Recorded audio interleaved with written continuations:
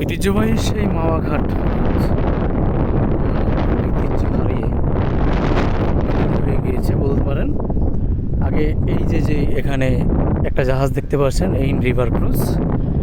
এই এইন river cruise যেখানে যে ঘাটটিতে রয়েছে, সেখানে অবশ্য আগে মাওয়ার যে শিমুলিয়া থেকে কাঁঠালবাড়ি পর্যন্ত যে লঞ্চ চলাচল করতো সেগুলো এই ঘাটেই কিন্তু চলাচল করতো।